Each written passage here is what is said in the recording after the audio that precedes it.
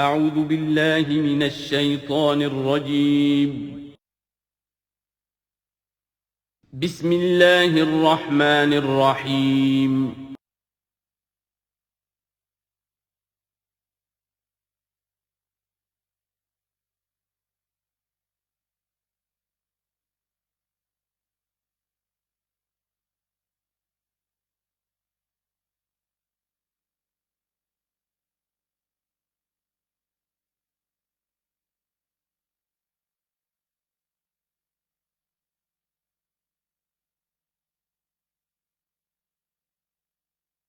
الحمدللہ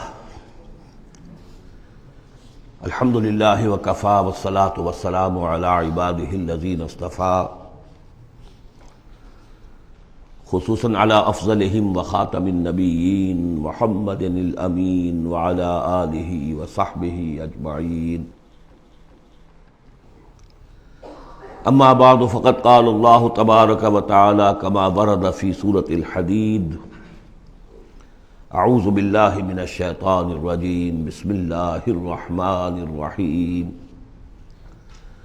سبح للہ ما فی السماوات والارض وہو العزیز الحکیم لہ ملک السماوات والارض یحیی ویمیت وہو علی کل شیء قدیر هو الاول والآخر والظاہر والباطن وهو بكل شيء علیم صدق اللہ العظیم رب اشرح لي صدری ویسر لي امری واحلل عقدۃ من لسانی یفقہوا قولی اللہم ربنا الہمنا رشدنا واعذنا من شرور انفسنا اللہم ارنا الحق حقا وارزقنا اتباعہ وارنا الباطل باطلا وارزقنا اجتنابہ اللہم وفقنا لما تحب وترضى وتقبل منا فإنك خیر المتقبلین اللہم ارحمنا بالقرآن العظیم واجعلہ لنا اماما ونورا وہدى ورحمہ اللہم ذکرنا منہ ما نسینا وعلمنا منہ ما جہلنا وارزقنا تلاوتہ آناء اللیل واطراف النہار واجعلہ لنا حجتا یا رب العالمین آمین۔ سورہ حدید سے قرآن حکیم میں جو مکی اور مدنی صورتوں کے 7 گروپ ہیں ان میں سے چھٹے گروپ کی مدنی صورتوں کا آغاز ہو رہا ہے۔ یہ مقام اس اعتبار سے بہت اہم ہے کہ ایک تو یہ کہ پورے قرآن مجید میں تعداد کے اعتبار سے مدنی صورتوں کا یہ سب سے بڑا گلدستہ ہے۔ سورہ حدید سے شروع ہو کر جو 27ویں پارے کی آخری صورت ہے، پھر سورہ تحریم تک کہ جو 28ویں پارے کی آخری صورت ہے، یہ مسلسل صورتیں ہیں 10۔ اگرچہ حجم کے اعتبار سے یہ زیادہ نہیں ہے، 1.25 پارے سے بھی کم، لیکن صورتوں کی تعداد کے اعتبار سے یہ مدنی صورتوں کا سب سے بڑا گلدستہ ہے قرآن حکیم میں۔ اس لیے کہ ذہن میں تازہ کر لیجئے، پہلے سورہ بقرہ، آل عمران، سورہ نساء، سورہ مائدہ، اگرچہ 6.25 پارے لیکن صورتیں تو 4 ہی تھیں۔ پھر سورہ انفال، سورہ توبہ 2 صورتیں، پھر سورہ نور 1 صورت، پھر سورہ احزاب 1 صورت، پھر 3 صورتیں سورہ محمد صلی اللہ علیہ وسلم، سورہ فتح اور سورہ حجرات۔ یہ 10 صورتیں۔ دوسری نمایاں بات ان کی یہ ہے کہ ان میں سے 5 صورتیں وہ ہیں جن کا آغاز ہوتا ہے سبح للہ یا یسبح للہ کے الفاظ سے۔ تسبیح کرتی ہے اللہ کی ہر شے جو آسمانوں میں ہے اور ہر شے جو زمین میں ہے۔ یہ تسبیح کا ذکر فعل ماضی میں بھی ہے، فعل مضارع میں بھی ہے، اور فعل مضارع عربی زبان میں حال اور مستقبل دونوں کو کور کرتا ہے۔ تو گویا کہ زمان و مکان کا پورا احاطہ ہو گیا کہ جو کچھ آسمانوں میں ہے اور جو کچھ زمین میں ہے وہ اللہ کی تسبیح بیان کر رہا ہے، ہمیشہ سے اب بھی کر رہا ہے اور ہمیشہ کرے گا۔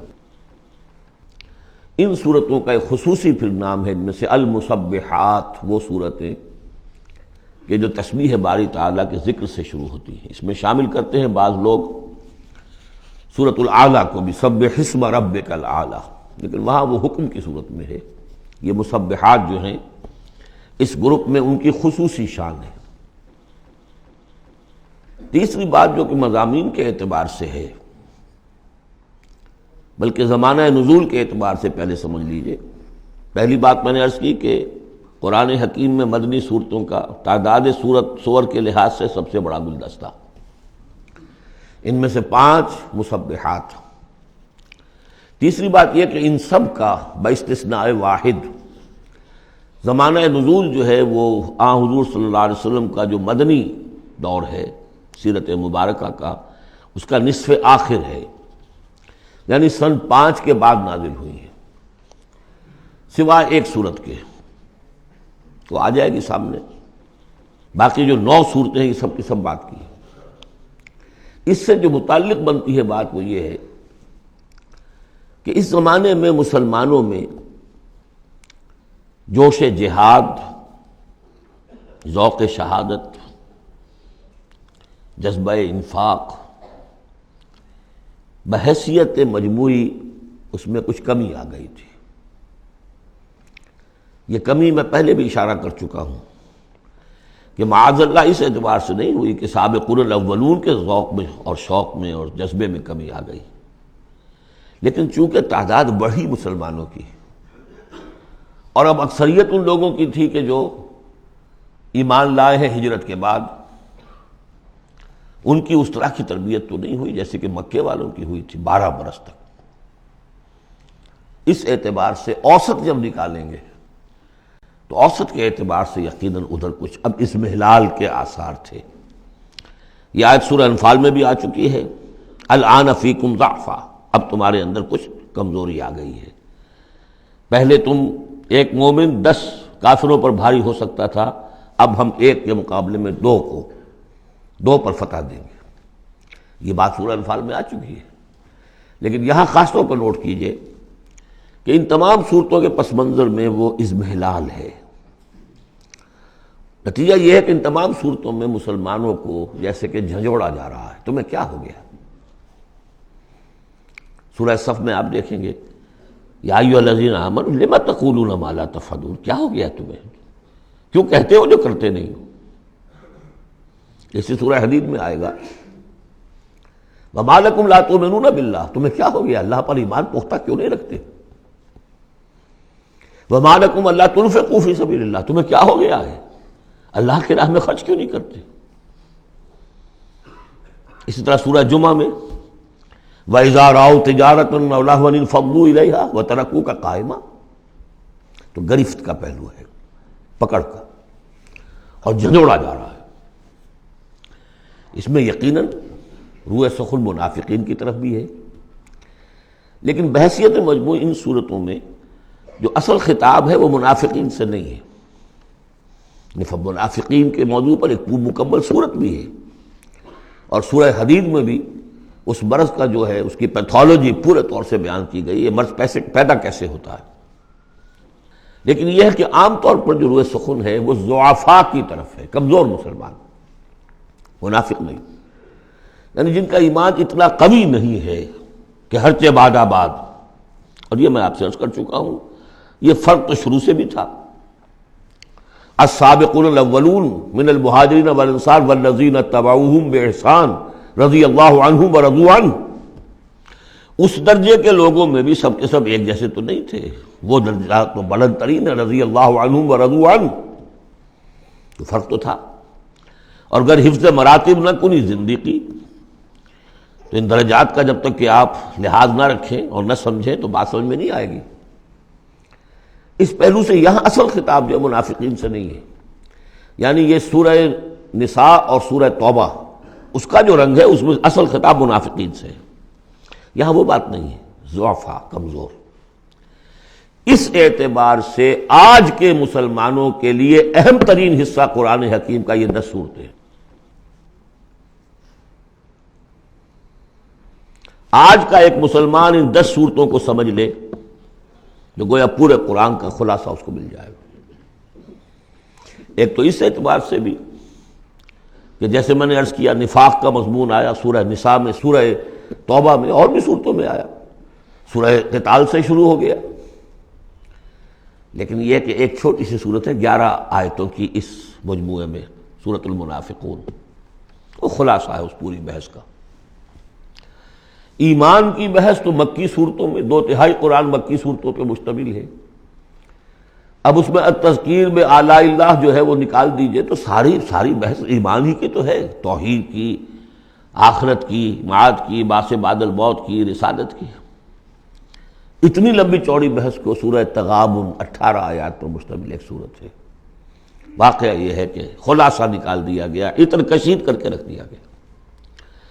تو ایک تو اس اعتبار سے بھی کہ اگر ان صورتوں کو سمجھ لیا جائے تو پورے قرآن کا خلاصہ سمجھ لیجئے کہ ان میں موجود ہے، 1.25 پارہ ہے، 1.25 پارے سے بھی کم ہے۔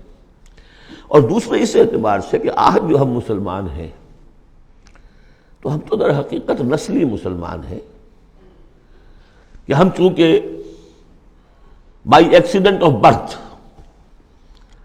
ایک حادثہ ہے یہ، ہمارے لیے اس میں کوئی فیصلہ تو نہیں تھا کہ ہم مسلمان ماں باپ کے گھر پیدا ہوں گے، اس بات نن آف اوور چوائس، اللہ نے ہمیں پیدا کر دیا مسلمان ماں باپ کے گھر، تو ہم نے اللہ، رسول، آخرت، نماز، روزہ یہ بچپن ہی سے سیکھ لیا، لیکن وہ ایمان، قلبی یقین والا ایمان، وہ تو شاذ ہی کسی کو نصیب ہوتا ہے۔ ڈھونڈ اب اس کو چراغ رخ زیبا لے کر، لہذا ہماری عظیم اکثریت اس وقت منافق بھی نہیں ہے، ہم دھوکہ دینے کے لیے تو نہیں ایمان لائے ہم، الحمدللہ منافق اس معنی میں نہیں ہے۔ تو ہماری عظیم اکثریت جو ہے وہ اس کیٹیگری میں فال کرتی ہے جو سورہ حجرات میں ہم پڑھ آئے ہیں، قالت الاعراب آمنا قل لم تؤمنوا ولکن قولوا اسلمنا ولما يدخل الايمان في قلوبكم، اور وہاں میں بتا چکا وہ منافقین کا تذکرہ نہیں ہے، اس لیے کہ آگے فرما دیا وَإِن تُطِيعُوا اللَّهَ وَرَسُولَهُ لَا يَلِتْكُم مِّنْ أَعْمَالِكُمْ شَيْئًا، حالانکہ بہت بڑے علماء بھی اس مغالطے میں مبتلا ہو گئے، منافقین کا تذکرہ وہ نہیں ہے، وہ مسلمان کے جو مسلمان ہیں بس ہیں مسلمان، چاہے اس وجہ سے ہے کہ پورا قبیلہ اسلام لا رہا تھا تو چلو بھائی اب چلو ہم بھی ایمان لے آئے، اور چاہے اس وجہ سے کہ ہم مسلمان ماں باپ کے گھر پیدا ہو گئے، کوئی ڈفرنس نہیں ہے، لیکن نیت میں بھی کوئی دھوکہ دینا نہیں ہے۔ اس وقت بھی کچھ لوگ تھے جو دھوکہ دینے کے لیے ایمان لائے تھے، وہ منافق تھے، لیکن وہ لوگ کہ جن کے دل میں نہ تو مثبت طور پر خلوص والا ایمان تھا اور نہ ہی کوئی منفی طور پر کوئی نفاق تھا، وہ تھے بین بین، ہماری اکثریت انہیں پر مشتمل ہے۔ لہذا ہمارے اعتبار سے یہ قرآن حکیم کا جامع ترین اہم ترین حصہ ہے، اور یہی وجہ ہے کہ جس میں نے مطالعہ قرآن حکیم کے منتخب نصاب کا بار بار حوالہ دیا ہے، اس گروپ میں سے اس کی کئی صورتیں پوری شامل ہیں۔ اس کا جو چھٹا حصہ ہے وہ صرف سورہ حدید پر مشتمل ہے جو ابھی ہم شروع کریں گے، باقی سورہ جمعہ، سورہ صف، سورہ منافقون، سورہ تغابن، پھر سورہ تحریم کا، یہ ساری چیزیں یہ ہماری یعنی تقریباً 5 غالباً صورتیں ان 10 میں سے ہمارے اس منتخب نصاب میں شامل ہیں۔ ان مسبحات میں سے بھی سورہ حدید جو ہے اس کو کہیے کہ ام المسبحات، اہم ترین صورت، بلند ترین صورت، اور میں تحدیثاً للنعمہ عرض کر رہا ہوں کہ بارہا میں نے یہ کہا ہے کہ اللہ کا بہت بڑا فضل و کرم مجھ پر ہوا ہے کہ میں یہ بھی کہہ سکتا ہوں کہ اللہ نے یہ صورت مجھے عطا فرمائی ہے۔ اس پر میرا غور و فکر، سوچ بچار 50s سے شروع ہو چکا تھا، اور اللہ تعالیٰ نے مجھے انشراح دیا اس صورت کے بارے میں، اور اس کے حوالے سے اب اس کے دروس میرے 15 گھنٹے پر بھی ہیں، اس کے بھی کیسٹس ہیں، ان کے بھی ویڈیوز ہیں، اس میں جو مباحث ہیں عظیم، ان میں سے تو ایک چاہتا ہے کہ عظیم لیکچر اس پر ہو۔ سبح للہ ما فی السماوات والارض، تسبیح کرتی ہے اللہ کی ہر وہ شے جو آسمان میں ہے اور زمین میں ہے، وہو العزیز الحکیم، اور وہ زبردست ہے، کمال حکمت والا۔ آگے چل کر دیکھیے گا کہ اس میں پھر اضافہ ہوگا، سبح للہ ما فی السماوات وما فی الارض، اور ایمفیسس، پھر آئے گا یسبح للہ ما فی السماوات والارض، پھر آئے گا یسبح للہ ما فی السماوات وما فی الارض۔ تو یہ مضمون جو ہے ان صورتوں کا بہت اہم ہے۔ یہ تسبیح سے مراد کیا ہے؟ ایک تسبیح تو وہ ہے کہ جو ہماری سمجھ میں آتی ہے، میں نے پہلے بھی عرض کیا تھا کہ تصویر کوئی ہو تو وہ مصور کے کمال فن یا اناڑی پن کا گویا کہ اپنے زبان سے اظہار کر رہی ہے۔ آپ دیکھتے کہتے ہیں کسی اناڑی کی بنائی ہوئی تصویر ہے، یا آپ کہیں گے صاحب کسی بڑے ماہر فن مصور نے بنایا۔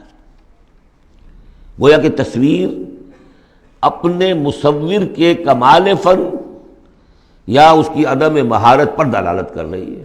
اگر کمال فن پر کر رہی ہے تو گویا کہ زبان حال سے وہ تصویر اپنے مصور کی تعریف کر رہی ہے۔ اس معنی میں کائنات کا ذرہ ذرہ اپنے وجود سے گواہی دے رہا ہے، میرا پیدا کرنے والا، میرا صانع، میرا خالق، میرا باری، میرا مصور ہر عیب سے پاک ہے، ہر نقص سے پاک ہے، ایک ہستی کامل ہے، اس کے علم میں، اس کی قدرت میں، اس کی حکمت میں کہیں کوئی کمی نہیں۔ یہ تسبیح حالی ہے، زبان حال سے۔ اور جیسے کہ سورہ بنی اسرائیل میں ہم دیکھ آئے ہیں، یہ بھی ہو سکتا ہے کہ اللہ نے ہر ایک شے کو زبان دی ہو۔ سورہ حامیم سجدہ میں بھی الفاظ آئے، ہمارے ہاتھ پاؤں کہیں گے الیوم انطقنا اللہ الذی انطق کل شیء، آج ہمیں اس اللہ نے زبان دے دی، اس نے ہر شے کو زبان دی ہے، تو ہر شے کی بھی زبان ہو سکتی ہے۔ اور سورہ بنی اسرائیل میں تھا وَإِن مِّن شَيْءٍ إِلَّا يُسَبِّحُ بِحَمْدِهِ وَلَٰكِن لَّا تَفْقَهُونَ تَسْبِيحَهُمْ، تو زبان حال والی تسبیح تو ہماری سمجھ میں آ رہی ہے، ہو سکتا ہے اور معلوم ہوتا ہے کہ ہے ایک کوئی دوسرا پہلو بھی جو ہماری سمجھ سے بالا تر ہے۔ وَهُوَ الْعَزِيزُ الْحَكِيمُ، یہ دو اسماء اللہ تعالیٰ کے بار بار آئے ہیں، بہت مرتبہ آئے ہیں، اور ان صورتوں میں خاص طور پر آپ دیکھیں گے بہت تکرار ہوگی ان کی۔ اس کی وجہ کیا ہے کہ ایک تو یہ کہ یہ دو اسماء جو ہیں اس اعتبار سے ان کا جوڑا جو ہے معنوی اعتبار سے بہت اہم ہے۔ العزیز وہ ہستی کہ جس کا اختیار مطلق ہے، لیکن ہمارا تصور یہ ہے کہ جہاں اختیار زیادہ آ جاتا ہے کرپشن آ جاتی ہے۔ چنانچہ پولیٹیکل سائنس کا تو ایکسیم ہے، یہ فارمولا ہے، authority tends to corrupt and absolute authority corrupts absolutely۔ لہذا ساری جو کوشش ہوتی ہے، دستور بنایا جاتا ہے چیکس اینڈ بیلنسز، جہاں اختیار ہے وہاں پہ کوئی چیکس اینڈ بیلنسز بھی ہونے چاہیے۔ اللہ پر کوئی چیک اینڈ بیلنس ہو ہی نہیں سکتا، کس کا ہوگا؟ تو وہ اختیار مطلق العزیز، اس کو بیلنس جو شے کر رہی وہ الحکیم بھی ہے، اس کی حکمت بھی کامل ہے، اس کا کوئی فعل، اس کا کوئی فیصلہ، اس کا کوئی عمل حکمت سے خالی نہیں۔ یہ دونوں گویا کہ ایک دوسرے کے ساتھ ہے، العزیز الحکیم۔ لہو ملک السماوات والارض، چونکہ اس سورہ مبارکہ میں خاص طور پر دین، ایک دین کی حیثیت سے کہ جس میں ایک نظام، پورا نظام زندگی آئے اور حکومت بھی اس کے اندر شامل ہو، اللہ کی حکومت، لہذا یہ شانیں جو ہے خاص طور پر نمایاں کی جائیں گی۔ لہو ملک السماوات والارض، اس کے لیے ہے آسمانوں اور زمین کی بادشاہی۔ یحیی و یمیت، وہی زندہ رکھتا ہے، وہی مارتا ہے۔ وہو علی کل شیء قدیر، وہ ہر چیز پر قادر ہے۔ اس سورہ مبارکہ کی پہلی 6 آیات میں اللہ تعالیٰ کے اسماء و صفات کا جو ذکر ہو رہا ہے وہ پورے قرآن میں اس اعتبار سے منفرد ہے کہ بلند ترین سطح پر انتہائی جامعیت کے ساتھ، فلسفے اور منطق کی بلند ترین سطح پر ہے۔ تیسری آیت اس کی وہ ہے جس کے بارے میں نے آپ کو پہلے سنایا تھا، امام راضی کا قول کہ آ کر کھڑے ہو گئے اس مقام پر جیسے کہ خوف زدہ ہو انسان، دہشت زدہ ہو۔ هو الاول والآخر والظاہر والباطن وهو بكل شيء علیم، وہی اول ہے، وہی آخر ہے، وہی ظاہر ہے، وہی باطن ہے۔ کیا سمجھے اس کو؟ وہی وہ ہے، پھر یہ کیا ہے؟ غالب کا بڑا پیارا شعر ہے، جبکہ تجھ بن نہیں کوئی موجود، پھر یہ ہنگامہ ہے خدا کیا ہے؟ وہی اول، وہی آخر، وہی ظاہر، وہی باطن۔ یہ ہے وہ مقام جس پر کہ آ کر کھڑے ہو گئے امام راضی، اعلم ان ھذا المقام مقام غامض مہیب عمیق، خبردار، ہوشیار کہ رہبر دم تیغست قدم رہا، ہوشیار ہو جاؤ، تلوار کی دھار پر قدم آ گیا ہے تمہارا۔ یہ ہے وہ مسئلہ کہ جس کو ہمارے بعض صوفیہ وحدت الوجود سے تعبیر کرتے ہیں، لیکن یہ فلسفے کا مشکل ترین مسئلہ ہے۔ وحدت وجود کی ایک تعبیر وہ بھی ہے جو کفر ہے، شرک ہے، اما وسط، جس کے کفر اور شرک ہونے میں کسی کو اختلاف نہیں، لیکن یہ کہ یہ عام لوگوں کی سمجھ میں آنے والی بات ہے نہیں۔ میں نے امکانی حد تک سمجھایا ہے اور مجھے اطمینان ہے۔ بہرحال اب اس میں یوں سمجھ دیجئے، یہ کائنات حادث ہے، ہم جانتے ہیں کہ حادث ہے، ہمیشہ سے تو نہیں ہے۔ پہلے کون تھا؟ اللہ تھا۔ تو کائنات کا آغاز کہاں سے ہوا؟ اللہ سے۔ پھر ہم پڑھ رہے ہیں کل من علیہا فان ویبقی وجہ ربک ذو الجلال والاکرام، ایک وقت آئے گا کچھ نہیں رہے گا، وجہ ربک ذو الجلال والاکرام رہ جائے گا۔ تو آخر کون ہوا؟ اب یہ اول و آخر کے مابین جو ہے، اس کا ظاہر بھی وہ ہے، باطن بھی وہ ہے۔ یہ بہت مشکل مسئلہ ہے، لیکن یہ کہ اس کو ایک حدیث نے عام لوگوں کے لیے آسان کر دیا ہے۔ حضور یہ دعا کرتے تھے، اے اللہ انت الاول فلیس قبلک شیء، تو وہ پہلا ہے کہ جس سے پہلے کوئی شے نہیں تھی، وانت الآخر فلیس بعدک شیء، تو وہ آخر ہے کہ تیرے بعد کچھ نہیں، وانت الظاہر فلیس فوقک شیء، تو اس سے اوپر کوئی شے نہیں، وانت الباطن فلیس دونک شیء۔ بہرحال اس کو اسی حد تک اس وقت رکھیے، جن کو زیادہ شوق ہو جائے وہ پھر میرے وہ تفصیلی کیسٹس کی طرف رجوع کریں۔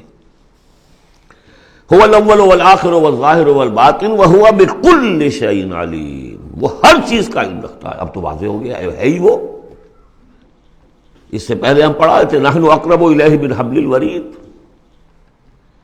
تو اس حوالے سے تو یہ دو صفات اللہ کی خاص طور پر آپ دیکھیں گے قرآن میں، علی کل شیء قدیر بکل شیء علیم، دو چیزیں آئیں گی خاص طور پر، ہر چیز کا علم رکھنے والا، ہر چیز پر قادر۔ هو الذی خلق السماوات والارض فی ستۃ ایام، وہی ہے جس نے بنائے آسمان اور زمین 6 دنوں میں، ثم استوى علی العرش، پھر متمکن ہوا تخت حکومت پر، عرش پر۔ یعلم ما یلج فی الارض، یہ پہلے بھی آیت آ چکی ہے سورہ فاطر میں غالباً یا سورہ سبا میں۔ وہ جانتا ہے جو کچھ کے داخل ہوتا ہے زمین میں، وما یخرج منہا، جو کچھ نکلتا ہے اس سے، وما ینزل من السماء، اور جو کچھ اترتا ہے آسمان سے، وما یعرج فیہا، اور جو چڑھتا ہے اس میں، وہو معکم، ویسے پانی بھی اترتا ہے، بخارات بھی چڑھتے ہیں، فرشتے اترتے ہیں احکام خداوندی لے کر اور پھر وہ چڑھتے ہیں، یا تو انسانوں کی جانیں لے کر بھی چڑھ رہے ہوتے ہیں، یا یہ کہ جو بھی یہاں پر ہو رہا ہے اس کی رپورٹس لے کر چڑھتے ہیں۔ زمین کے اندر پانی جذب ہوتا ہے، بیج داخل ہوتا ہے، نکلتا ہے پودا، ان تمام چیزوں کا احاطہ کیا۔ وَهُوَ مَعَكُمْ أَيْنَمَا كُنْتُمْ، تم جہاں کہیں بھی ہوتے ہو وہ تمہارے ساتھ ہوتا ہے۔ وَاللَّهُ بِمَا تَعْمَلُونَ بَصِيرٌ، اللہ تعالیٰ جو کچھ تم کر رہے ہو اسے دیکھ رہا ہے، خود چشمدید گواہ ہے۔ پھر دیکھیے لَهُ مُلْكُ السَّمَاوَاتِ وَالْأَرْضِ، توحید کا یہ تقاضا کہ بادشاہی اسی کی ہو، ایک عقیدے کی توحید ہے بس، یہ کہ بادشاہی اسی کی ہو، لَهُ مُلْكُ السَّمَاوَاتِ، آسمان اور زمین کی بادشاہی اسی کی ہے۔ وَإِلَى اللَّهِ تُرْجَعُ الْأُمُورُ، تمام معاملات اسی کی طرف لوٹا دیے جائیں گے۔ یولج اللیل فی النہار ویولج النہار فی اللیل، وہ پرو لاتا ہے رات کو دن میں اور پرو لاتا ہے دن کو رات میں، یہ مضمون بھی کئی مرتبہ آ چکا ہے۔ وَهُوَ عَلِيمٌ بِذَاتِ الصُّدُورِ، علم کو دیکھیے کتنی مرتبہ دہرایا ہے، بِكُلِّ شَيْءٍ عَلِيمٌ، يَعْلَمُ مَا يَلِجُ فِي الْأَرْضِ وَمَا يَخْرُجُ مِنْهَا وَمَا يَنزِلُ مِنَ السَّمَاءِ وَمَا يَعْرُجُ فِيهَا، اور یہاں ہوا علیم بذات الصدور، سینوں کے اندر جو کچھ ہے اس کو بھی جانتا ہے۔ یہ 6 آیات ہیں، یہ پہلا حصہ ہے سورۃ مبارکہ کا، اور یہ شاندار تمہید بنی، آگاہ ہو جاؤ کس کا کلام پڑھ رہے ہو، کس سے ہم کلام ہو۔ ہوشدار کہ رہ بردم تیغست قدم را۔ اب دیکھیے ایک آیت میں جو تقاضا ہے، یہ تو اللہ ہے، ایسا ہے، اسی کی پادشاہی ہے، وہ سب جانتا ہے، وہ ہر چیز پر قدیر ہے، یہ سب کیا ہے؟ نیریٹو ہے، اور یہ ہے توحید فی العقیدہ۔ اس کا تقاضا کیا ہے؟ آمنوا باللہ ورسولہ وانفقوا مما جعلکم مستخلفین فیہ فالذین آمنوا منکم وانفقوا لہم اجر کبیر۔ دو لفظوں میں تقاضا آیا، ایمان لاؤ اللہ پر اور اس کے رسول پر، اور خرچ کر دو ان سب میں سے جس میں اس نے تمہیں خلافت عطا کی ہے۔ سب سے پہلی خلافت تمہیں عطا کی اس جسم میں، اسے اللہ کے لیے لگاؤ۔ ذہانت، فطانت، طلاقت لسانی، جو دیا ہے، پیسہ دیا ہے، مال دیا ہے، اولاد دی ہے، سب کو اللہ کی راہ میں لگاؤ۔ یہ نفق کا لفظ پیسے کے خرچ کے لیے بھی آتا ہے، جان کے خرچ کے لیے بھی آتا ہے۔ نفقت الدراہم، پیسے ختم ہو گئے۔ نفق الفرس، گھوڑا مر گیا، تو نفق کا لفظ دونوں کے لیے آتا ہے۔ تو انفقوا مما جعلکم مستخلفین فی، جس چیز میں تمہیں استخلاف عطا کیا ہے لگاؤ، خرچ کرو، صرف کر دو۔ یہ دو تقاضے ہیں۔ اصل میں یوں سمجھیے کہ جو سورہ حجرات میں دو تقاضے آئے تھے، آمنوا باللہ ورسولہ، سورہ حجرات میں آئے تھے انما المؤمنون الذین آمنوا باللہ ورسولہ ثم لم یرتابوا وجاہدوا باموالہم وانفسہم فی سبیل اللہ۔ حقیقی مومن تو صرف وہ ہے جو ایمان لائے اللہ پر، اس کے رسول پر، پھر شک میں بالکل نہیں پڑے، اور انہوں نے جہاد کیا اللہ کی راہ میں اور کھپا دیے جان بھی اور مال بھی، وہی سچے ہیں۔ یہاں پر دو ہیں، ان میں دونوں میں ایک سے تو مشترک ہو گئی، آمنوا باللہ ورسولہ، ایمان لاؤ اللہ پر، اس کے رسول پر، جیسے کہ ایمان کا حق ہے۔ وانفقوا، اور خرچ کر دو۔ انفاق مال، انفاق نفس، بذل نفس، دونوں چیزیں آ جائیں گی۔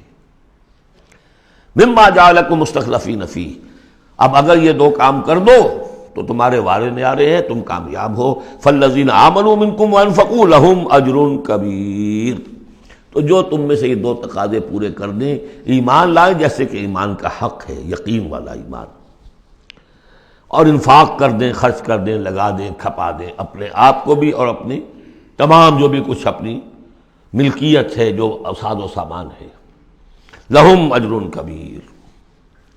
اب دیکھیے نظم، دیکھیے اب دو آیتوں میں وہ ڈانٹ کا، ڈپٹ کا، زجر کا معاملہ ہو رہا ہے۔ وَمَا لَكُمْ لَا تُؤْمِنُونَ بِاللَّهِ، تمہیں کیا ہو گیا ہے، کیوں نہیں ایمان رکھتے اللہ پر؟ وَالرَّسُولُ يَدْعُوكُمْ لِتُؤْمِنُوا بِرَبِّكُمْ، جبکہ ہمارے رسول محمد صلی اللہ علیہ وسلم تمہیں دعوت دے رہے ہیں، وہ ابھی موجود ہیں تمہارے مابین، تمہیں کیا ہو گیا؟ وہ تمہیں دعوت دے رہے ہیں کہ تم ایمان رکھو اپنے رب پر۔ وَقَدْ أَخَذَ مِيثَاقَكُمْ، اور دیکھو تم سے عہد لے چکا ہے تمہارا رب۔ اگر تم ایمان کا دعویٰ کرتے ہو تو عہد در عہد، ایک عہد تو تم کر کے آئے تھے، أَلَسْتُ بِرَبِّكُمْ قَالُوا بَلَىٰ، پھر ایک عہد تم نے کیا سَمِعْنَا وَأَطَعْنَا، پھر تم نے عہد کیا ان اللہ اشترى من المؤمنین انفسهم واموالهم بان لهم الجنہ، بیع و شرع ہو چکی ہے۔ وقد اخذ میثاقکم، وہ تم سے عہد لے چکا ہے، ان کنتم مومنین، اگر تم حقیقتاً مومن ہو، دعویٰ تو کر رہے ہو ایمان کا۔ ساتھ ہی اب راستہ بتا دیا، اگر تم اپنی گریبان میں جھانکو اور محسوس کرو کہ وہ یقین والا ایمان تو نہیں ہے، اندر تو کچھ خلاصہ ہے، اللہ کرے کہ ہمیں اس کا احساس ہو جائے، اپنی گریبانوں میں جھانکیں۔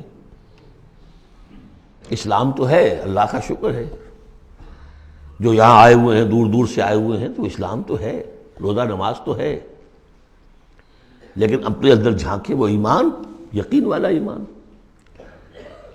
اگر احساس ہو جائے کہ نہیں ہے تو معلوم ہونا چاہیے کہاں سے ملے گا یہ۔ هو الذی ينزل على عبده آیات بینات لیخرجکم من الظلمات الى النور، وہی تو ہے جو اپنے بندے پر صلی اللہ علیہ وسلم یہ آیات بینات نازل کر رہا ہے تاکہ نکالے تمہیں اندھیروں سے روشنی کی طرف۔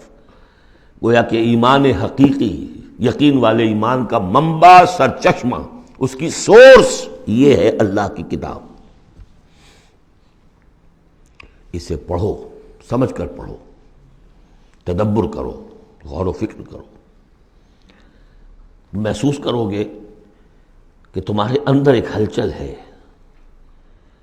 تمہاری فطرت کے تار، یہ قرآن چھیڑے گا انہیں۔ نغمے بیتاب ہے تاروں سے نکلنے کے لیے، ایک ذرا چھیڑ تو دے زخمہ مضراب حیات، اور اس سے خود تمہارے اندر سے ابھر کر ایمان اندر سے ابھرے گا۔ تمہارے اندر ہے، سویا ہوا ہے، تمہاری روح میں ہے، ڈورمنٹ ہے، صرف ایکٹیویٹ کرنے کی بات ہے، اور یہ آیات قرآنیہ انہیں ایکٹیویٹ کرتی ہیں۔ هو الذی ينزل على عبده آیات بینات لیخرجکم من الظلمات الی النور وان اللہ بکم لرؤوف رحیم، اور یقیناً اللہ تمہارے حق میں بہت رؤوف اور رحیم ہے۔ اب آپ نے دیکھ لیا سورس جو ہے اس ایمان کا وہ کیا ہے، قرآن۔ سورہ شورى میں ہم دیکھ آئے ہیں خود حضور کو کہاں سے ملا، وَكَذَلِكَ أَوْحَيْنَا إِلَيْكَ رُوحًا مِّنْ أَمْرِنَا مَا كُنْتَ تَدْرِي مَا الْكِتَابُ وَلَا الْإِيمَانُ وَلَكِنْ جَعَلْنَاهُ نُورًا نَهْدِي بِهِ مَن نَّشَاءُ مِنْ عِبَادِنَا۔ اے نبی، آپ کو تو معلوم نہیں تھا کتاب کسے کہتے ہیں، شریعت کسے کہتے ہیں، نہ آپ تورات سے واقف، نہ آپ انجیل سے واقف، آپ تو مکے کے امیین میں سے تھے۔ ایمان کسے کہتے ہیں؟ وَلَكِنْ جَعَلْنَاهُ، اس قرآن کو ہم نے نور بنا کر آپ پر اتارا ہے۔ وہ ایمان جو ہے اب آپ کا باطن اس سے جگمگا اٹھا ہے، اب آپ جو ہے گویا کہ اب روشنی کا مینار ہیں، اب آپ ہدایت دیں گے سیدھے راستے کی طرف۔ اسی کو مولانا ظفر علی خان نے کہا ہے بہت خوبصورتی لیکن بہت سادگی سے، وہ جنس نہیں ایمان جسے لے آئیں دکانیں فلسفہ سے، ڈھونڈے سے ملے گی عاقل کو یہ قرآن کے سپاہوں۔ اچھا، ایک بات تو ہو گئی کہ تم ایمان کیوں نہیں، تمہارا پختہ کیوں نہیں ہے، یہ ڈھلمل یقین ایمان کیوں لیے پھر رہے ہو، یہ شکوک و شبہات کے کانٹے جس میں چبھے ہوئے ہیں اس ایمان کے ساتھ گزارا کیوں کر رہے ہو؟ اگر اس میں کمی ہے تو پہلے اس کمی کو پورا کرو، چھوڑ دو دھندے، کچھ دن نکال لو، 1 سال نکال لو اپنی زندگی میں سے کہ کم سے کم اتنی عربی سیکھ لیں کہ یہ قرآن ہمارے دلوں کے تاروں کو چھیڑ سکے۔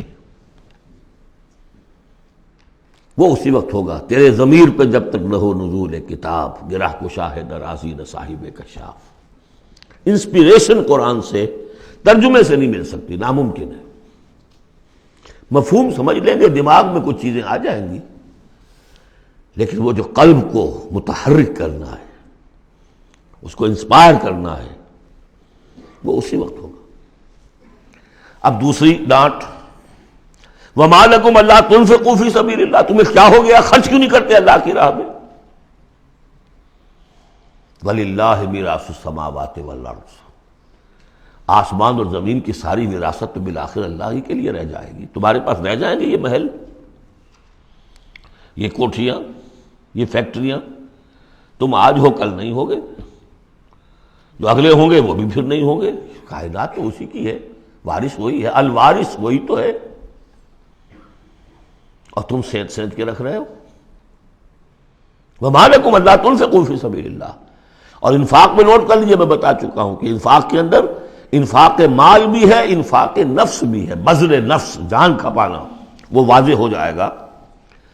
وَلِلَّهِ مِيرَاثُ السَّمَاوَاتِ وَالْأَرْضِ لَا يَسْتَوِي مِنْكُمْ مَنْ أَنْفَقَ مِنْ قَبْلِ الْفَتْحِ وَقَاتَلَ، برابر نہیں ہے تم میں سے وہ جنہوں نے انفاق کیا اور قتال کیا فتح سے پہلے۔ قتال آ گیا، جان کھپانے کے لیے میدان میں آئے۔ انفاق جو کہا تھا آیت نمبر 7 میں، وہ صرف مال کا نہیں، جان کا بھی ہے، اور انفاق کے جان جو ہے اس کا سب سے بڑا موقع کیا ہے؟ جنگ، جہاں آپ نقد جان ہتھیلی پر رکھ کر حاضر ہوتے۔ وہ تو اگر جان بچ جائے تو گویا کہ بونس ہے، ورنہ جو جاتا ہے جنگ میں وہ پورا رسک لے کر جاتا ہے۔ اب یہاں بات یہ بتائی گئی کہ جو فتح سے پہلے ایمان لائے تھے جبکہ اسلام کمزور تھا، اور انہوں نے قتال کیا اس وقت جبکہ مسلمانوں کی طاقت بہت کم تھی، ان کا درجہ اولئک اعظم درجۃ من الذین انفقوا من بعد وقاتلوا، ان کا بہت اونچا درجہ ہے، بہت عظیم درجہ ہے ان لوگوں کے مقابلے میں کہ جنہوں نے انفاق کیا اور قتال کیا فتح کے بعد۔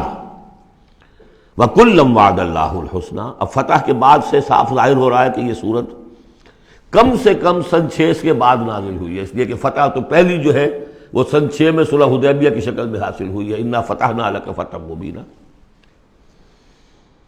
اور پھر جو ظاہری فتح تھی وہ تو فتح مکہ ہے، وہ سن 8 میں ہے۔ یہاں فرمایا جا رہا ہے جن لوگوں نے قتال کیا اور انفاق کیا فتح سے پہلے، ان کا درجہ بہت بلند ہے ان سے جنہوں نے انفاق کیا اور قتال کیا بعد میں۔ اگرچہ کُلًّا وعد اللہ الحسنیٰ، سب سے اللہ کا وعدہ ہے بہت اچھا، واللہ بما تعملون خبیر، اور جو کچھ تم کر رہے ہو اللہ اس سے باخبر ہے۔ اب آئی پکار، اس کو اب کھلے دل سے بیدار دل سے سنیے۔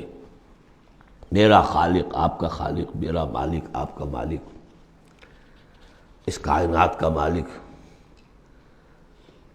من ذا الذی یقرض اللہ قرضا حسنا، کون ہے وہ جو اللہ کو قرض حسنا دے؟ ہے ہمت دینے کی؟ من ذا الذی یقرض اللہ قرضا حسنا فیضاعفہ لہ، اللہ اس کے لیے اسے دگنا بھی کرتا رہے گا، وَلَهُ أَجْرٌ عَظِيمٌ، اور ان کے لیے بہت بڑا اجر بھی ہوگا۔ لگاؤ اپنی مال اللہ کے راہ میں لگاؤ اور کھپاؤ، اپنی جانیں اللہ کی راہ میں لگاؤ اور کھپاؤ، اور جان لیجیے کہ جان کا کھپنا اور مال کا کھپنا ایک یہ کہ شہادت یا موت سے پہلے تو برابر چیز ہے۔ آپ اپنی جان کی قوت، صلاحیت، ذہانت، فطانت یہ خرچ کرتے ہیں تو مال کماتے ہیں نا، اور مال آپ کے پاس ہو تو آپ جس کو چاہیں امپلائے کر لیں، ذہانت، صلاحیت، فطانت سب آپ خرید سکتے ہیں پیسے سے۔ تو اگر کسی نے وقت لگایا ہے تو مال لگایا ہے، ٹائم از منی، اپنی جان کما رہا ہے تو وہ مال لگا رہا ہے، اس لیے کہ اسی جان کو کما کر وہ مال کما سکتا تھا۔ اس لیے انفاق جان، انفاق ہے مال، یہ ایک شے ہے۔ یوم تری المومنین، اب جو نقشہ کھینچا جا رہا ہے یہ ہے وہ نقشہ جس کو ہمارے ہاں کہا جاتا ہے پل صراط۔ کوئی ایسا مرحلہ آنا ہے جہاں کفار کا تو معاملہ علیحدہ ہو چکا، کوئی بڑی چھلنی لگی تھی، کفار تو نکل چکے، اب جو دنیا میں مسلمان سمجھے جاتے تھے وہ آگے آئے ہیں۔ آپ کو معلوم ہے جہاں کرشرز لگے ہوتے ہیں، پتھروں کو توڑ کے بجری بناتے ہیں، تو اس میں مختلف سوراخوں کی وہ چھلنیاں لگی ہوتی ہیں۔ پہلے 1 انچ سے زیادہ کا پتھر جو ہے وہ علیحدہ ہو جائے گا، پھر ½ انچ والا علیحدہ ہو جائے گا، پھر 1/4 انچ والا علیحدہ ہو جائے گا، وغیرہ وغیرہ۔ تو وہاں پر بھی کوئی مستقل کوئی چھلنیاں، ایک چھلنی لگ چکی، کافر تو گئے، اب رہ گئے مسلمان۔ ان میں ذرا چھانٹی کرنی ہے کہ ان میں صاحب ایمان کون ہے اور منافق کون ہے۔ اس کے لیے پل صراط کوئی جگہ ہے جہاں سے گزرنا ہوگا، گھپ اندھیرا ہوگا، اور اس کے نیچے ہوگی جہنم، گھپ اندھیرا۔ اور جن کے پاس ایمان تھا دنیا میں انہیں روشنی مل جائے گی، یہاں ان کے قلب سے روشنی نکل رہی ہوگی۔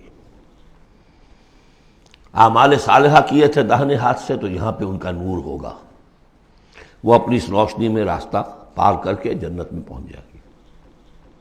اور جن کے پاس یہ روشنی نہیں تھی، چاہے وہ مسلمانوں میں شریک تھے، چاہے مسلمانوں کے قائد ہوں، بہت بڑے قائد ہوں، لیکن اگر وہ نور ایمان سے محروم تھے اور اعمال صالحہ کی کوئی پونجی نہیں تھی، انہیں روشنی نہیں ملے گی، وہ ٹھوکریں کھاتے ہوئے گریں گے اور جہنم میں جائیں گے۔ یہ ہے نقشہ۔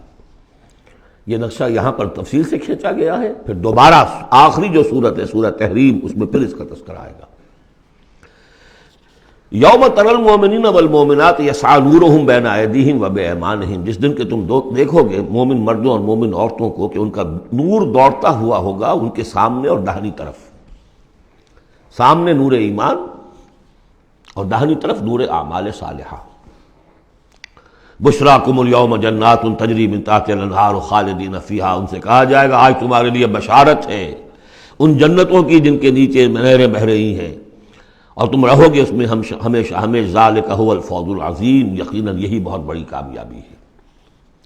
یوم یقول المنافقون والمنافقات، جس دن کے کہیں گے منافق مرد اور منافق عورتیں للذین آمنوا، ان اہل ایمان سے، انظرونا، ذرا ٹھہرو، ہمارا انتظار کرو، نقتبس من نورکم، تمہاری روشنی سے ہم بھی فائدہ اٹھا لیں۔ ہمارے پاس تو کوئی نور ہے نہیں۔ دیکھیے انتہائی دھوپ اندھیرا ہو، کہیں جنگل میں سے گزرنا ہو اور پگڈنڈی ہو، اس پر آپ چل رہے ہو، جس کے پاس ٹارچ ہے وہ تو گویا کہ بادشاہ ہے اس وقت،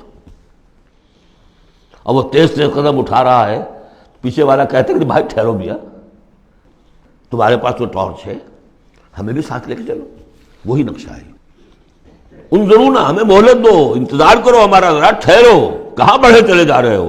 اقتبس من نورکم، یہی وہ لفظ اقتباس، قبس کہتے ہیں چنگاری کو، کسی چولہے میں سے چنگاری لا کر اپنے چولہے میں آگ جلا لینا، ہم تمہارے اس نور سے فائدہ اٹھا لیں۔ قیل ارجعوا وراءکم فالتمسوا نورا، کہا جائے گا لوٹ جاؤ پیچھے کی طرف اور تلاش کرو نور۔ یہ نور یہاں نہیں ملا، دنیا سے کما کر لایا گیا ہے۔ یہاں قیلا کہا گیا، قالو نہیں کہا گیا۔ اہل ایمان کی شرافت اور مروت سے یہ بعید ہے کہ وہ یہ جواب دے، کوئی کہنے والا ہوگا اللہ کا فرشتہ، قیلا کہا جائے گا، قیل ارجعوا وراءکم، لوٹ جاؤ پیچھے کی طرف، فالتمسوا نورا، اگر ہو سکتا ہے جاؤ دوبارہ دنیا کے اندر، وہاں جا کر ایمان اور عمل صالح کی کمائی کر کے لاؤ تو یہ نور ہوگا۔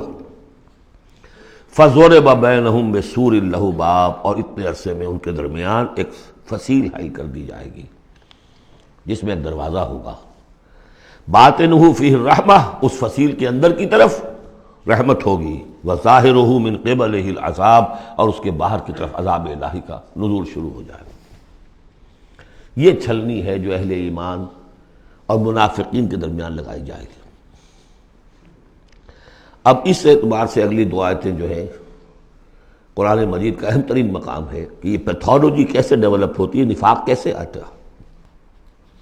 ینادونہم الم نکن معکم، وہ منافق کہیں گے اے مسلمانوں کیا ہم تمہارے ساتھ نہ تھے؟ تمہارے ساتھ مسجد نبوی میں ہم نمازیں پڑھتے تھے، عیدیں پڑھتے تھے، ہم تمہارے ساتھ تھے۔ الم نکن معکم، کیا ہم تمہارے ساتھ نہ تھے؟ قالوا بلا، اب وہ کہیں گے ہاں تھے تو ہمارے ساتھ کیوں نہیں تھے؟ ولکنکم فتنتم انفسکم، تم نے اپنے آپ کو فتنے میں ڈالا۔ فتنہ کیا ہے؟ انما اموالکم واولادکم فتنہ، مال اور اولاد سے ضرورت سے زیادہ محبت، اگر اللہ اور اس کے رسول اور اس کی راہ میں جہاد سے زیادہ محبت ہے اہل و عیال سے اور مال سے، تم نے اپنے آپ کو اپنے ہاتھوں فتنے میں ڈال دیا۔ یہاں ذرا وہ آیت اب یاد کر لیجئے جو سورہ توبہ میں ہم پڑھا ہے، آیت نمبر 24، قل ان کان آباؤکم وابناؤکم واخوانکم وازواجکم وعشیرتکم واموال اقترفتموها وتجارۃ تخشون کسادها ومساکن ترضونها احب الیکم من اللہ ورسولہ وجہاد فی سبیلہ فتربصوا حتی یاتی اللہ بامرہ واللہ لا یہدی القوم الفاسقین۔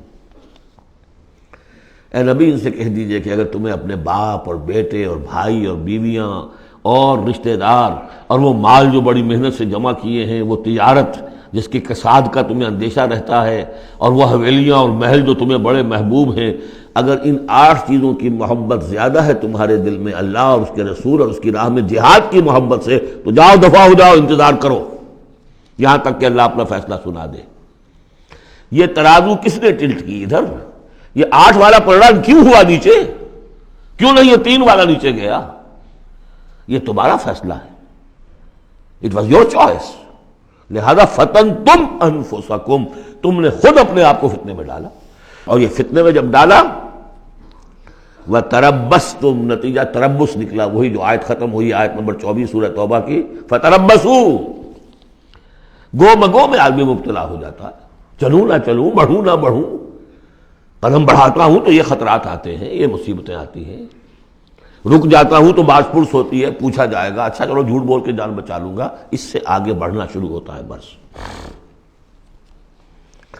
وَلَكِنَّكُمْ فَتَنْتُمْ أَنفُسَكُمْ وَتَرَبَّصْتُمْ وَارْتَبْتُمْ، اور پھر ایک مرحلہ آتا ہے کہ وہ ایمان کی تھوڑی بہت پونجی جو تھی اس میں ریب اور شکوک و شبہات کے کانٹے چڑھنے شروع ہو جاتے، کیا پتہ ہوگی بھی کہ نہیں آخرت،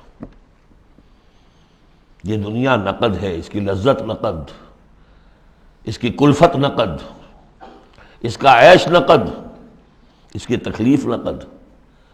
پتہ نہیں آخرت ہوگی کہ نہیں ہوگی. پھر شکوک و شبہات آئیں گے.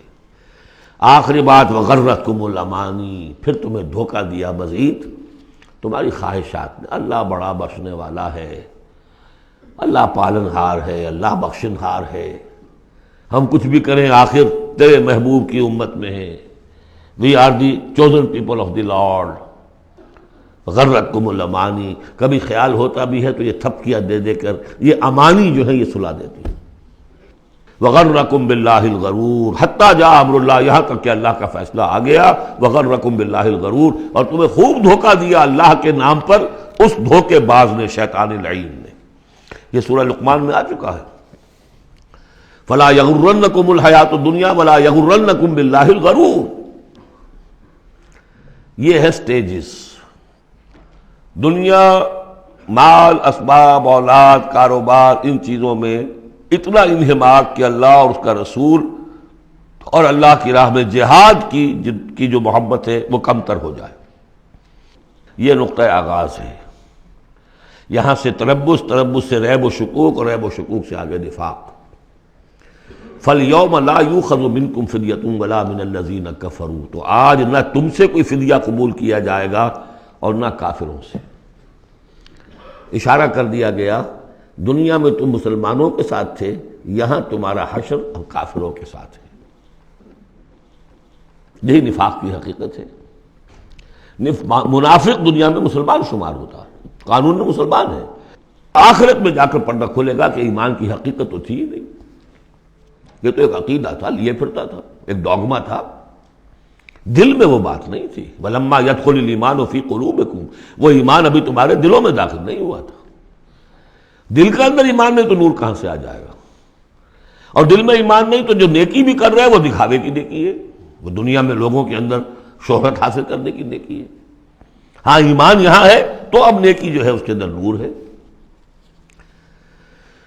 فَالْيَوْمَ لَا يُؤْخَذُ مِنْكُمْ فِدْيَةٌ وَلَا مِنَ الَّذِينَ كَفَرُوا مَأْوَاكُمُ النَّارُ وَهِيَ مَوْلَاكُمْ وَبِئْسَ الْمَصِيرُ. اب تو تمہارا ٹھکانہ تو آگ ہی ہے اور وہ بہت برا ٹھکانہ ہے. وہی تمہاری مولا ہے، غم خار ہے، دم ساز ہے.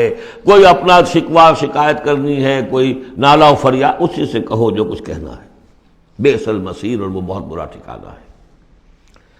اب یہ سب کچھ اگر آپ نے سن لیا تو اب یہ آپ سے ایک اور سوال اللہ تعالیٰ کر رہے ہیں. الم یعن للذین آمنوا ان تخشع قلوبہم لذکر اللہ وما نزل من الحق.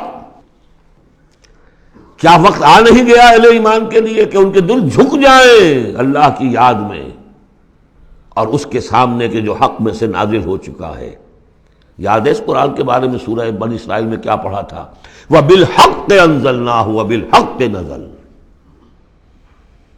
ہم نے اس کو نازل کیا حق کے ساتھ اور یہ نازل ہوا ہے حق کے ساتھ.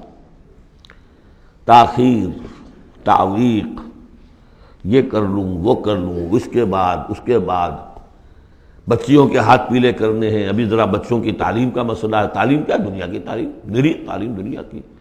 خود ساری عمر گزار دی ہے جن کوچوں کی سیر کرتے ہوئے انہی کوچوں میں داخل کر رہے ہیں اپنی اولاد کو.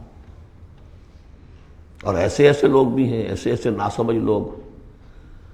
کچی عمر میں برطانیہ بھیج دیا، امریکہ بھیج دیا، اور پھر روتے ہوئے آتے ہیں بچہ بگڑ گیا، بچے نے یہ کر دیا، بچہ وہ ہو گیا. یہ تو حال ہے. الم یعن للذین آمنوا ان تخشع قلوبہم لذکر اللہ وما نزل من الحق. کیا وقت آ نہیں گیا؟ کس کے منتظر ہو؟ اہل ایمان کے دل جھک جائیں اللہ کی یاد میں اور اس قرآن کے سامنے. ولا یکونوا کالذین اوتوا الکتاب من قبل، نہ ہو جائیں ان لوگوں کے مانند جنہیں کتاب دی گئی تھی پہلے. فطال علیہم الامد، تو جب ان پر ایک طویل مدت گزر گئی، فقست قلوبہم، تو ان کے دل سخت ہو گئے. یاد ہے سورہ بقرہ کی آیت؟ ثم قست قلوبکم فہی کالحجارۃ او اشد قسوۃ. پتھروں کی طرح سخت، اس سے بھی زیادہ سخت. وکثیر منہم فاسقون، اور ان کی اکثریت فاسقوں پر، فاجروں پر مشتمل ہے. دیکھ لو ایک راستہ وہ ہے. اب بھی نہ مڑو گے، اب بھی نہ توبہ کرو گے، اب بھی نہ باز آؤ گے تو پھر دیکھ لو نشان عبرت کے طور پر وہ موجود ہے قوم. ثم قست قلوبکم فہی کالحجارۃ او اشد قسوۃ.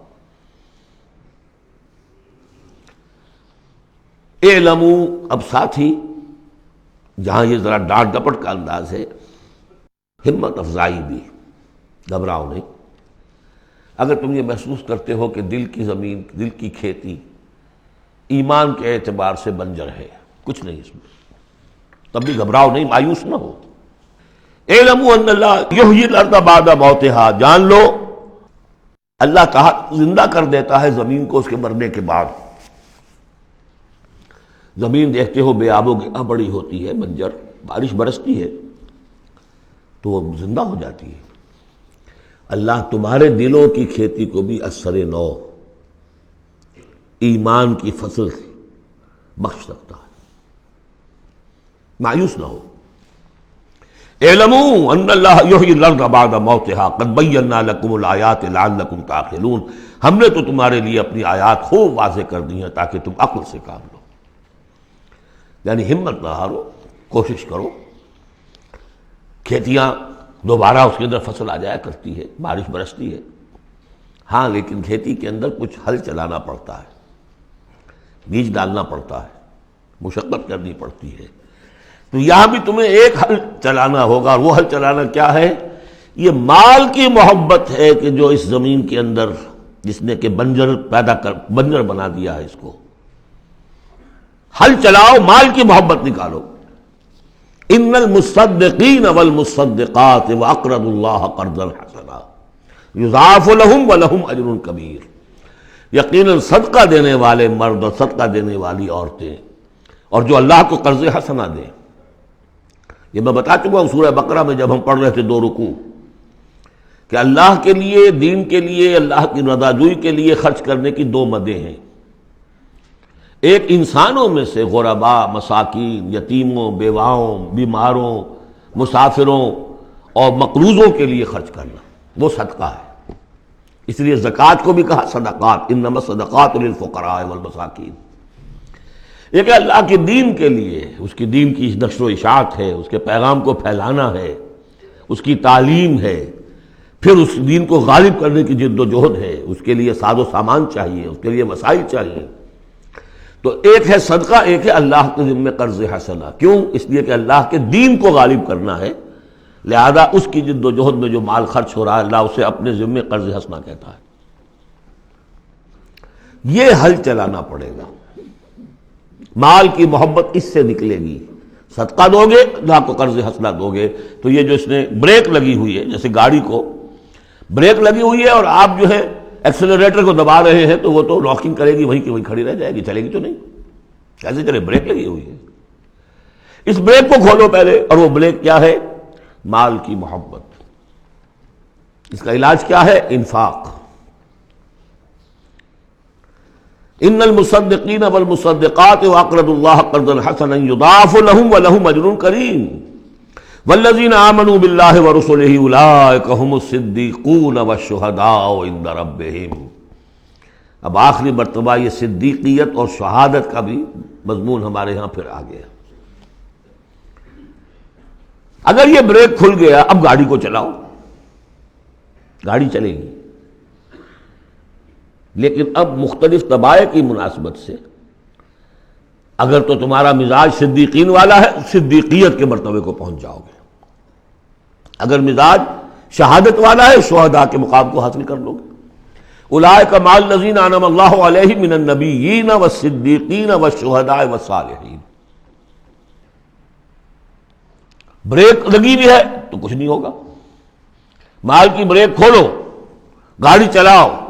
جو یہ کر لیں گے، والذین آمنوا باللہ ورسولہ، اب ایمان اور اللہ پر اور اس کے رسول پر ایمان کا، اب یہ ایکسیلریٹر دباؤ گے تو نتیجہ کیا نکلے گا؟ اولئک هم الصدیقون والشہداء عند ربہم، انہی میں سے صدیق ہوں گے، انہی میں سے شہداء ہوں گے ان کے رب کے پاس۔ لہم اجرہم ونورہم، ان کے لیے ہوں گے ان کا اجر اور ان کا نور۔ اجر بھی ملے گا، نور بھی ملے گا۔ نور وہ جو آخر میں ملنا ہے، میدان حشر میں ملنا ہے، پل صراط پر گزرنے کے لیے ملنا ہے، اور اجر وہ ہے جو جنت میں داخل ہو کر ملے گا۔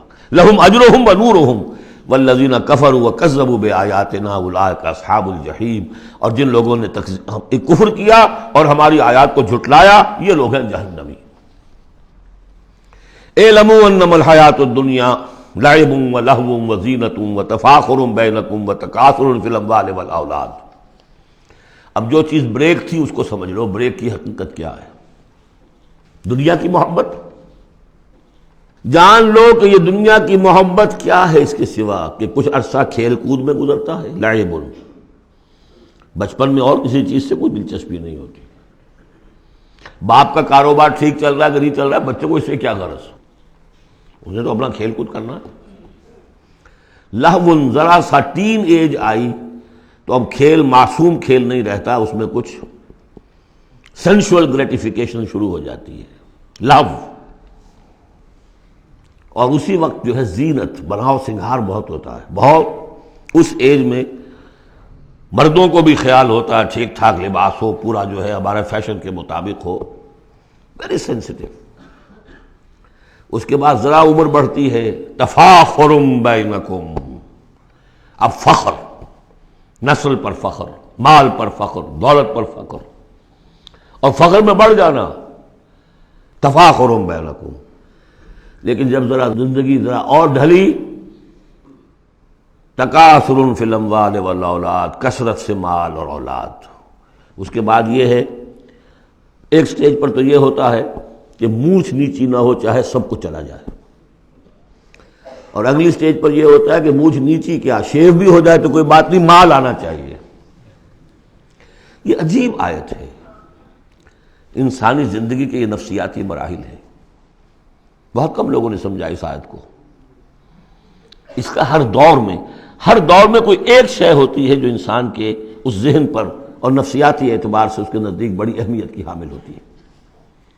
بچپن میں کھیل کود، ذرا اس سے بڑا ٹین ایجرز، اس میں لہو وزینۃ، اس سے اوپر آئے تفاخر، اس سے اوپر آئے اب یہ ہے کہ بڑا ریئلسٹک ہو جاتا ہے آدمی، چھوڑو میاں ان باتوں کو، پیسے کی فکر کرو، رکھو اس کو، سنبھالو۔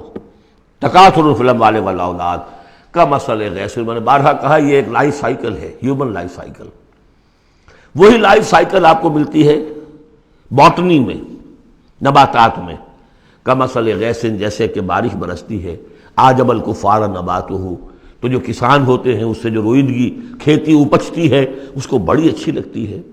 ثم یہیج، پھر وہ کھیتی اپنی پوری قوت پر آتی ہے، فتراہ مصفرا، پھر دیکھتے ہو وہ زرد ہو جاتی ہے، ثم یکون حطاما، پھر کھیتی کٹ جاتی ہے اور چورا چورا کہیں جو ہے وہ توڑی کے ٹکڑے پڑے رہ جاتے ہیں۔ اسی طرح بچہ پیدا ہوتا ہے، بڑی خوشیاں ہیں، جشن بن رہا ہے، پھر وہ بچہ جوان ہوا ہے، ثم یہیج، اپنی پوری قوت کو پہنچ گیا ہے، فتراہ مصفرا، پھر بالوں میں بھی سفیدی آ گئی، پھر چہرے پر جھریاں آ رہی ہیں، ثم یکون حطاما، پھر مرے اور گڑھے میں دفن ہوئے اور مٹی میں مل کر مٹی ہو گئے۔ لیکن ایک زندگی آخرت کی ہے جس کے لیے کوئی اس طرح کا اینڈ نہیں ہے۔ وَفِي الْآخِرَةِ عَذَابٌ شَدِيدٌ وَمَغْفِرَةٌ مِّنَ اللَّهِ وَرِضْوَانٌ، اور آخرت میں ہے بہت بڑی سزا اور مغفرت اللہ تعالیٰ کی طرف سے، اور یا رضوان ہے۔ وَإِنَّهَا لَجَنَّةٌ أَبَدًا أَوْ لَنَارٌ أَبَدًا وَمَا الْحَيَاةُ الدُّنْيَا إِلَّا مَتَاعُ الْغُرُورِ، اور جان لو کہ دنیا کی یہ زندگی تو سوائے دھوکے کے ساز و سامان کے اور کچھ نہیں ہے۔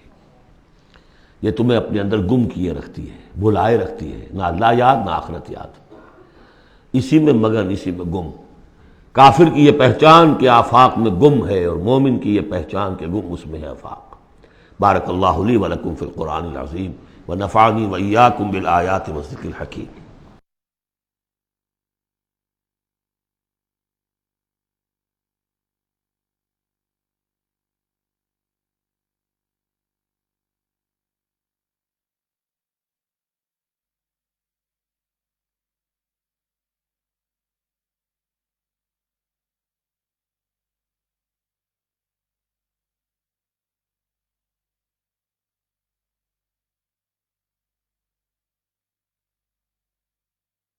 أعوذ بالله من الشيطان الرجيم.